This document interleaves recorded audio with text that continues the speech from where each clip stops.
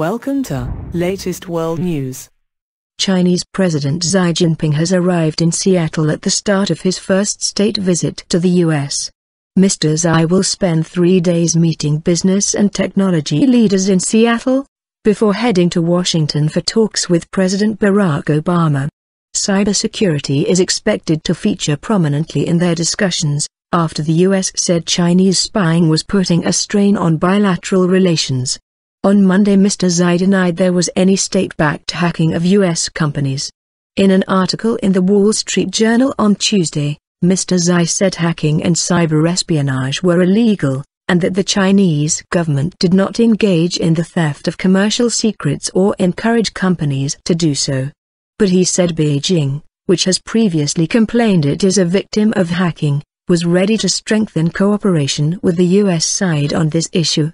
U.S. National Security Advisor Susan Rice had on Monday said Chinese-backed hacking was undermining long-term economic cooperation between the U.S. and China and it needs to stop.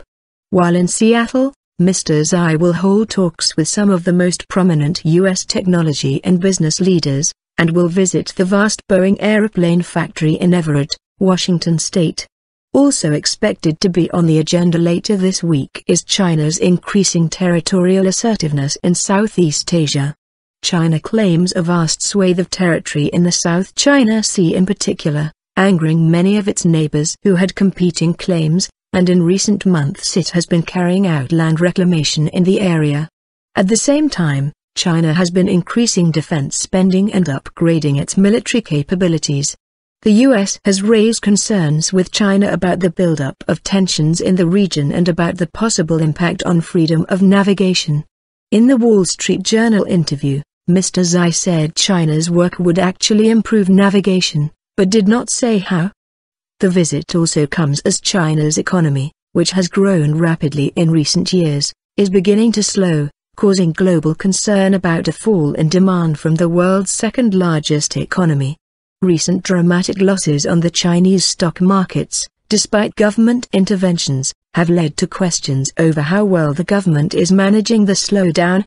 Mr. Xi will be hosted at the White House for a state dinner on 25 September, and is due to give a speech to the UN General Assembly in New York on 28 September.